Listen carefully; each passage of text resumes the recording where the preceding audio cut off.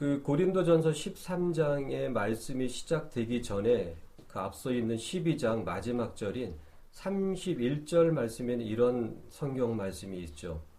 너희는 더욱 큰 은사를 사모하라.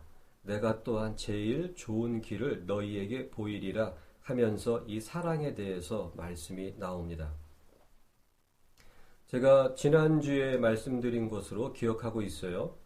그 고린도전서 12장 말씀을 은사장이라고 하는데 그것은 그렇게 건강한 표현이 아닙니다. 은사장이 아니에요. 은사장이 아니고 예수 그리스도의 지체를 설명하는, 어찌 보면 은사장이 아니라 예수 그리스도의 지체의 장, 이렇게 말을 해야 옳은 것입니다. 읽어보시면 알겠지만 은사에 대한 내용의 그 말씀은 그렇게 많은 구절이 없어요. 전체 12장 전체에 한 3분의 1 정도밖에 되질 않습니다. 나머지 3분의 1은 바로 3분의 2는 예수님의 지체에 대한 그 말씀입니다. 그리고 은사라는 것이 헬라어로 카리스마타라는 것인데 이 카리스의 복수형인 이 카리스마타가 은사로 번역이 되었어요. 사실은 은사라기보다는 선물이라고 번역을 해야 아주 좋은 번역입니다.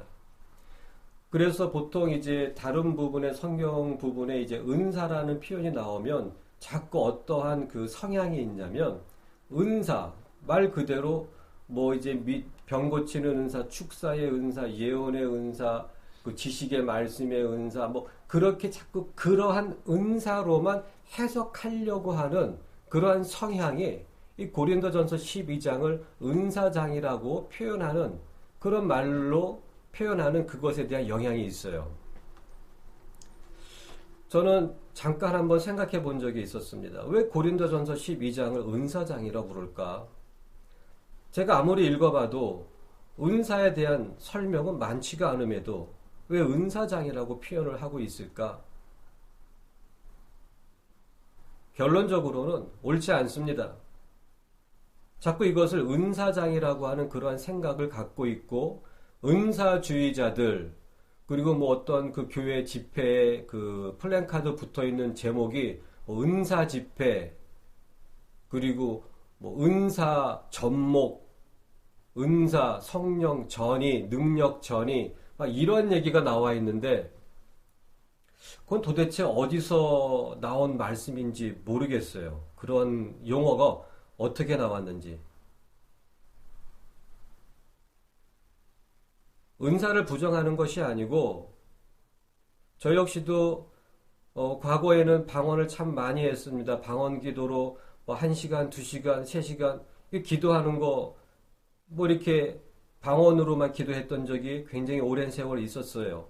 하지만 언젠가부터는 방언 기도를 거의 하질 않습니다. 그 이유에 대해서도 말씀을 드리겠지만 예언의 은사를 너무 사모해서 매일 하루에 2시간 이상씩 주님, 영적인 세계를, 이 눈을 열어주시옵소서 하며 기도했던 또 숱한 세월이 있었어요. 하지만 지금은 예언의 은사, 예언의 능력, 그리고 영적인 세계를 보여주시옵소서 뭐 그런 거 구하지 않습니다. 그 이유에 대해서도 말씀을 드릴 거예요.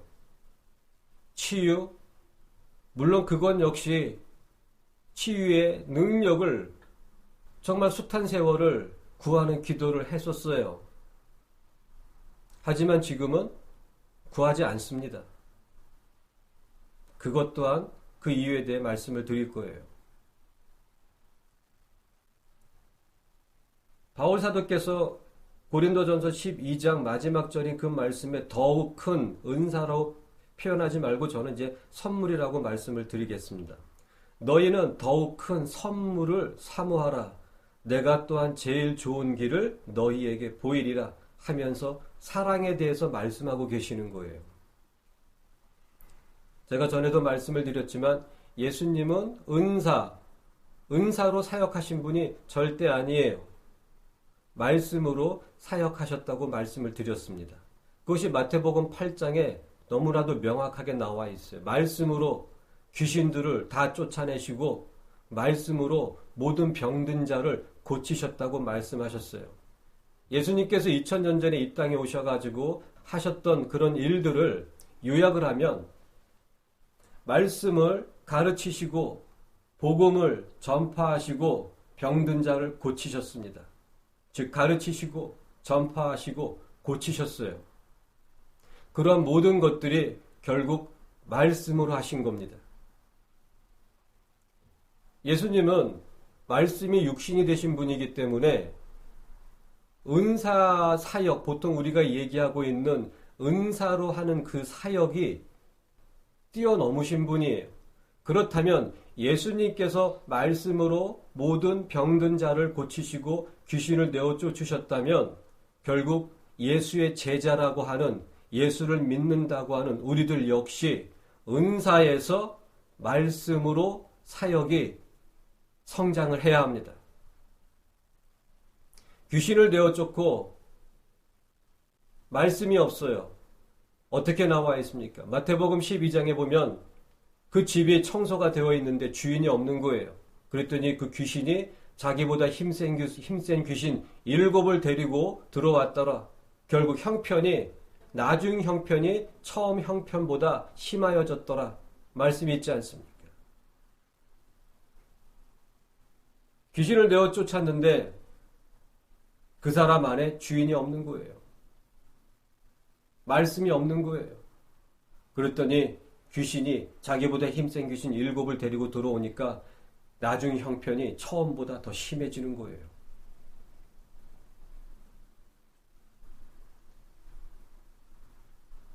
예수님을 알게 되면 알게 될수록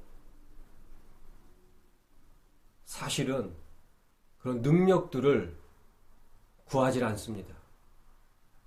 제자들이 예수님께 능력 주시옵소서 그렇게 구했다라는 말씀이 나와 있질 않아요. 누가복음 10장에도 보면 예수님께서 능력과 그리고 권세를 주셨다 이렇게 나와 있는 거예요. 언제 주신 겁니까? 제자들을 보낼 때. 복음을 전하고 그 회개의 복음을 전하도록 보낼 때에 능력을 주셨다 이렇게 나와 있는 거예요. 그 의미가 무엇입니까? 필요할 때 주십니다. 필요하면 하나님이, 우리 주님께서 그 능력을 나타나게 하십니다. 그 능력을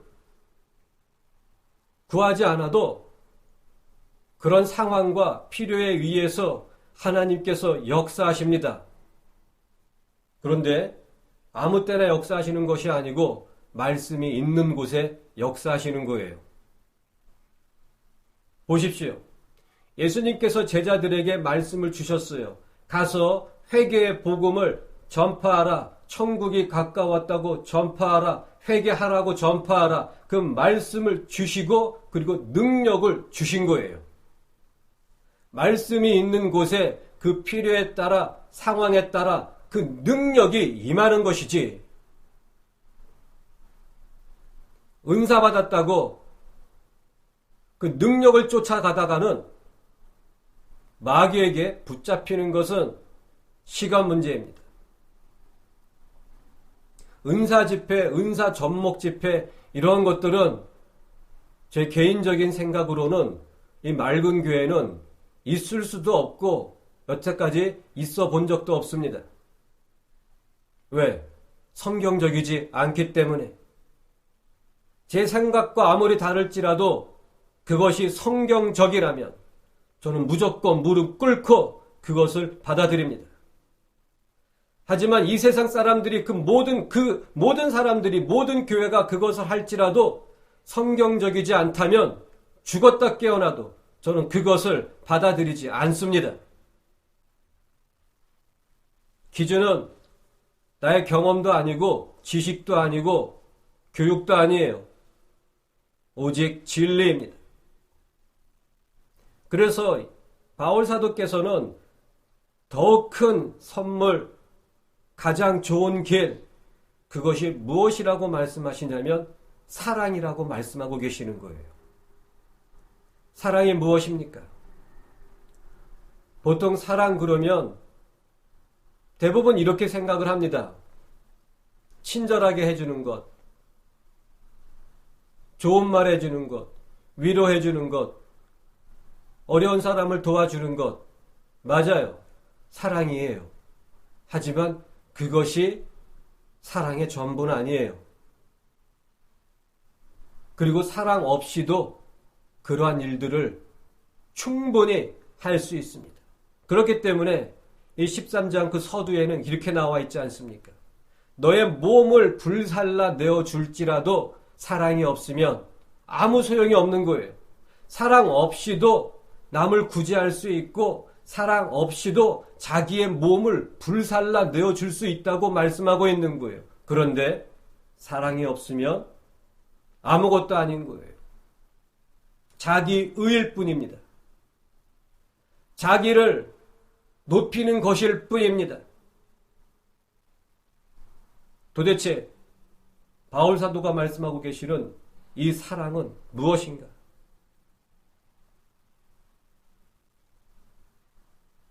그것은 바로 진리가 사랑입니다.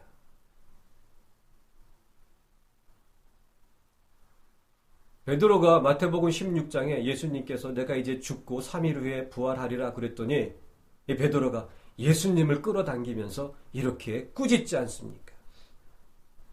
성경 헬라어 원문 보면 꾸짖었다 이렇게 나와 있는 거예요.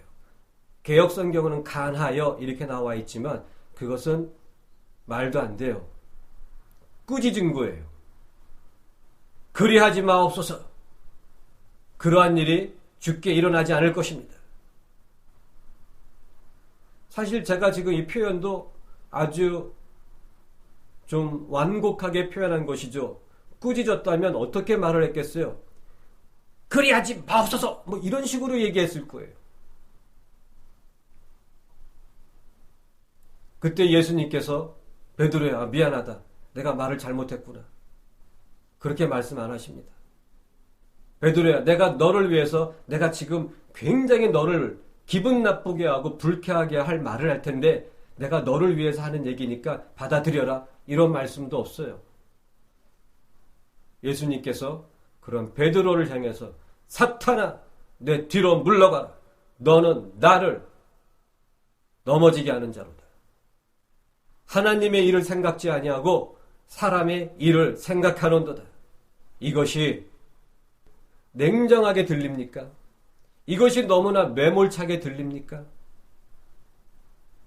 예수님께서 베드로에게 직접적으로 하신 그 말씀의 내용들이 너무나도 차갑게 들립니까? 그렇다면 복음 앞에 진리 앞에 더 무릎 꿇고 기도하시길 바랍니다. 그것이 베드로를 향한 예수님의 사랑이었습니다. 그게 사랑인 거예요. 어떠한 상황에서도 듣고 싶어하는 말, 위로가 되는 말을 해주시는 것이 아니에요. 살리는 말을 해주시는 것입니다. 그게 사랑이에요.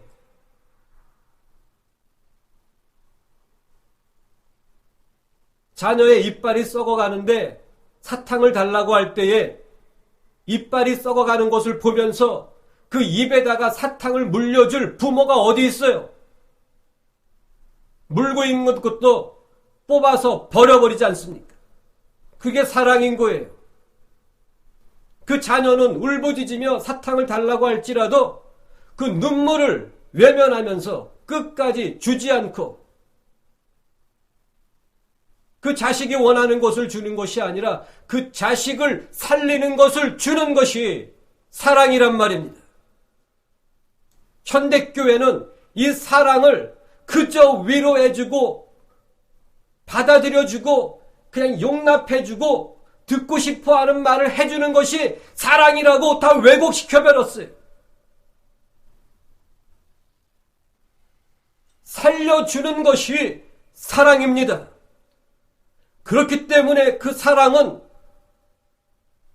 때때로 너무나도 가혹하게 들리고 때때로 너무나 냉철하게 들리고 하지만 그것이 진리입니다. 진리는 타협하지 않아요. 진리는 그 어떠한 진리 외에 그 어떠한 것도 섞지 않습니다.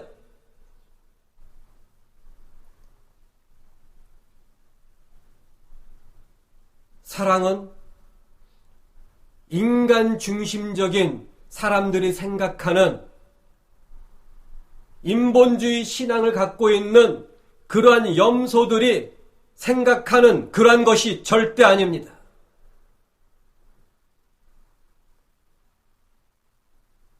사랑은 여기 있으니 무엇입니까?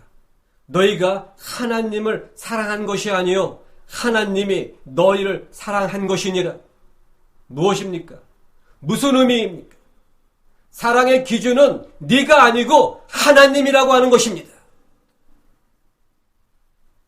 하나님의 사랑은 다시 한번 말씀드리지만 종종 냉혹합니다. 우리는 그것을 징계라고 말합니다. 징계는 다 받는 것이오늘 이것이 없으면 사생자요 참 아들이 아니니라. 히브리서 12장 말씀에 그 말씀과 같이 사랑하시기 때문에 냉엄하게 훈계하시고 교육하시고 책망하시고 의로 훈련시키시는 거예요.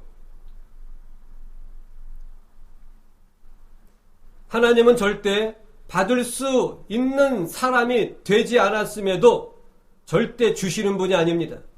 왜냐하면 오히려 그것은 그 본인을 죽이는 것이 될 수 있기 때문입니다. 하나님께서 솔로몬에게 인류의 역사 이래 전무후무한 축복을 주셨어요. 전무후무한 지혜를 주셨어요. 결국에는 어떻게 됩니까? 타락하는 거예요. 하나님의 축복이 절정에 달했던 그 솔로몬 때에 모든 우상 숭배가 들어옵니다. 열왕기상 11장을 말씀을 읽다 보면은 어떤 때에는 죄송합니다만 막 구토증이 나려고 그래요. 이름 말할 수 없는 모든 우상들이 다 들어옵니다.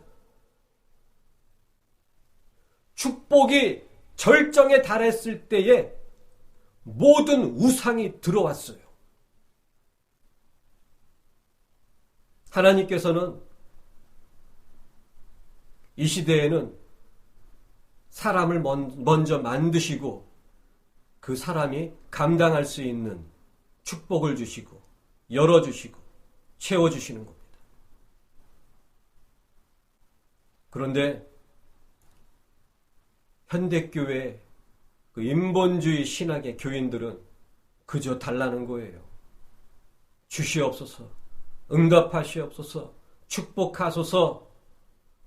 그것이 본인에게 저주가 될 수도 있다는 것은 생각지도 않아요. 오래전에 읽었던 책에 그 개미들의 천적이 있는데 그 천적의 그 이름이 기억도 나지 않습니다. 하지만 아주 무섭습니다. 이 개미의 천적이 개미를 잡아먹으려고 개미 굴 속으로 들어간다고 합니다. 그런데 이 개미의 천적의 그 꽁무니에서는 단물이 막 나와요. 그 개미들이 달려들어가지고 침입자임에도 불구하고 그 단물 때문에 그 천적을 그냥 방치합니다. 그리고 그 꽁무니에 나오는 단물 때문에 매달려가지고 그 꽁무니에 나오는 그 단물을 막 빨아먹습니다. 그때 이 천적은 자기 몸에 달라붙어서 그 단물을 빨아먹고 있는 개미를 그 마지막 부분이 꽁지부터 씹어먹습니다. 계속 씹어먹어요. 그런데 이 개미는 그 단물을 먹느라 자기의 몸이 씹혀 먹히고 있는 것도 모르고 계속 그 단물을 빨아먹습니다. 이 천적은 개미를 계속 씹어 먹습니다. 결국에는 머리만 남아요. 그런데 그 머리가 끝까지 그 단물을 빨고 있습니다.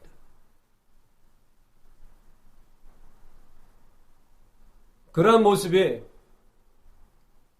지금 현대교회에 복을 구하는 그런 교인들의 모습입니다. 죽어가고 있는 거예요.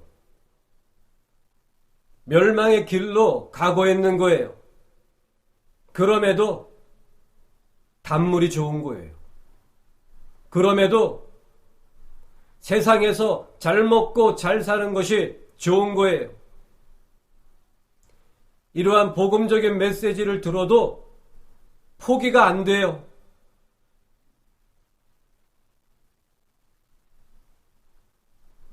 어떡하겠습니까? 그러한 그 모습 그대로 용납해주고 인정해줘야 하는 걸까요? 그것은 사랑이 아닙니다. 복음 그대로 그렇게 살면 죽습니다. 그렇게 살면 지옥 갑니다.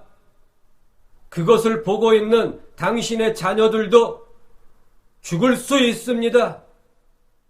지옥 갈 수 있습니다.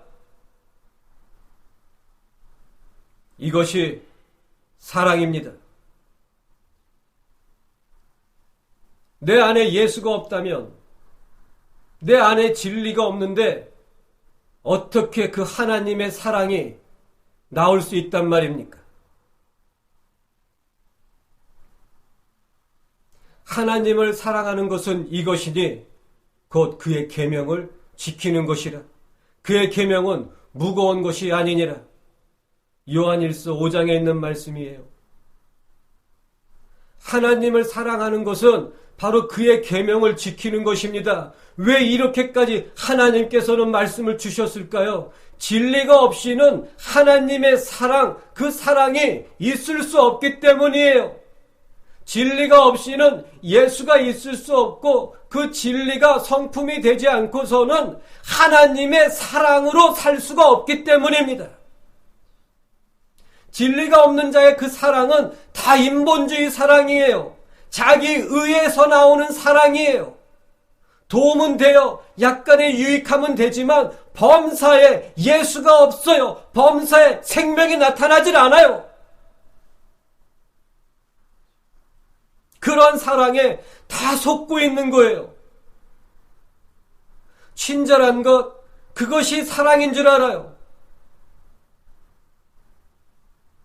좋은 말 해주는 것, 부드럽게 해주는 것, 친절을 베풀고 좀 도움을 베풀고 좋은 말 해주고 어깨를 도닥여주고 위로를 해주고 그게 다 사랑인 줄 알아요.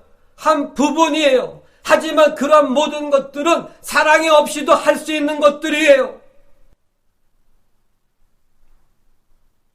사랑 없이 할 수 없는 것들, 사랑 없으면 할 수 없는 그것이 무엇이냐면 살리는 거예요. 내 안에 생명이 없는데 어떻게 살리는 말을 할 수 있단 말입니까? 나를 죽이는 자만이 살리는 말을 해줄 수가 있어요. 나를 죽이고 있는 자만이, 나를 부인하고 나를 버리고 나를 포기한 자만이 예수를 전해줄 수 있고 생명을 살리는 말을 해줄 수가 있는 거예요.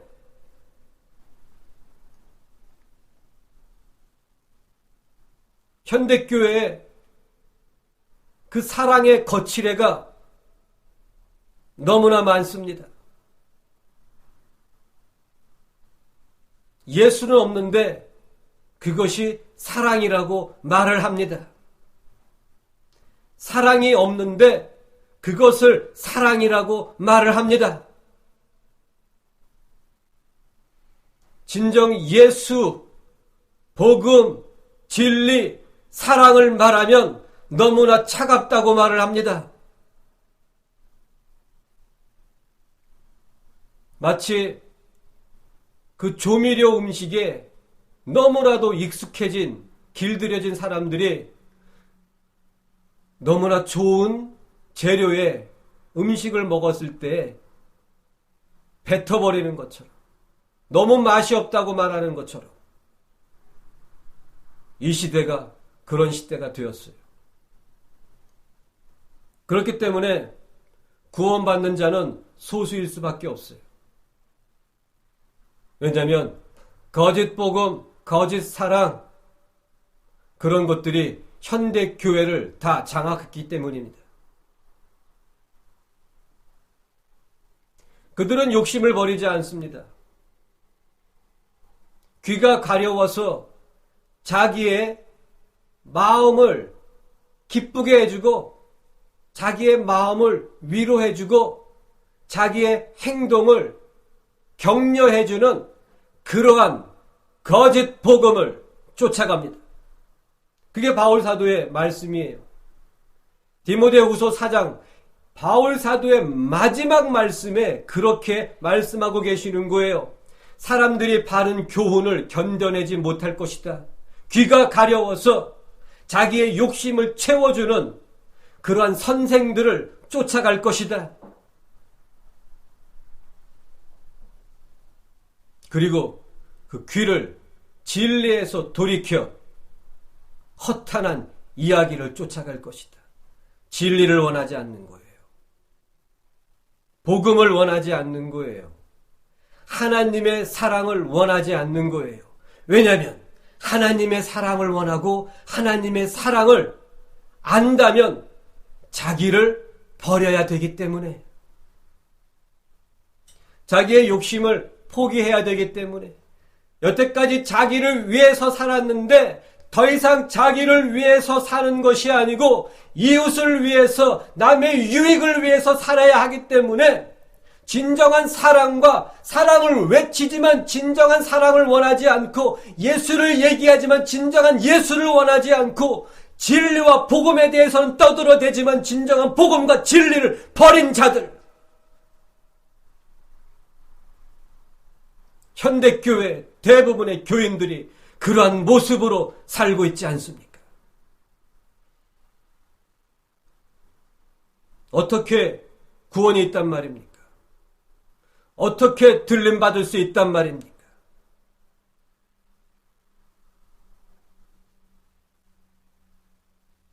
절대 들림받지 못합니다. 7년 대환란에 들어가든지 아니면 지옥입니다.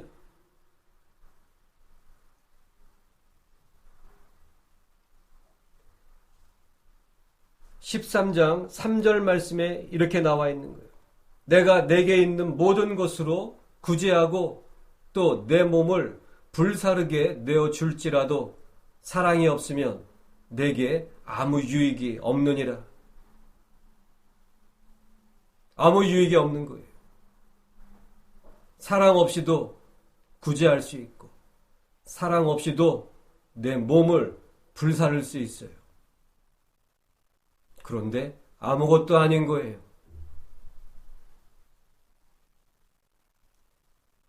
진리가 없는 사람은 진리가 성품으로 되어가고 있지 않는 사람은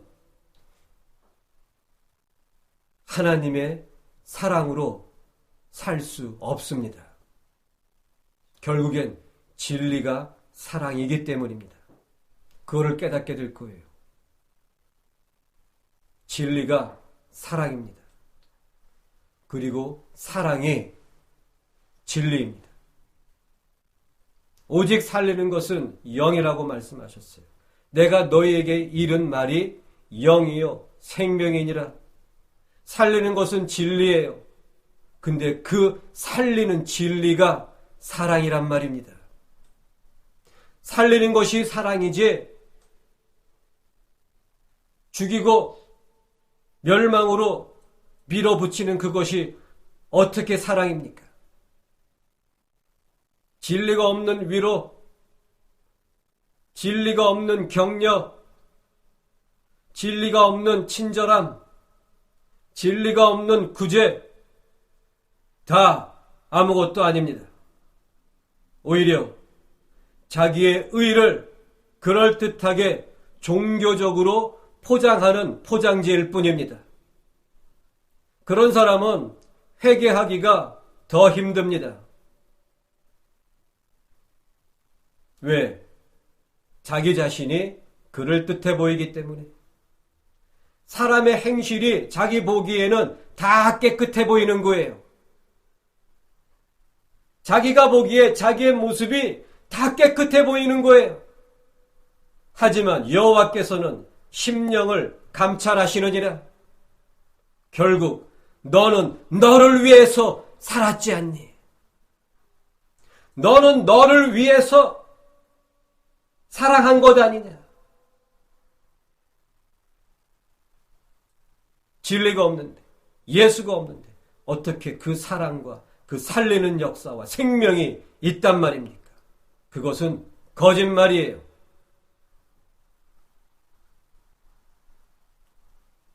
사랑은 나를 죽일 때에 시작됩니다. 기도하겠습니다.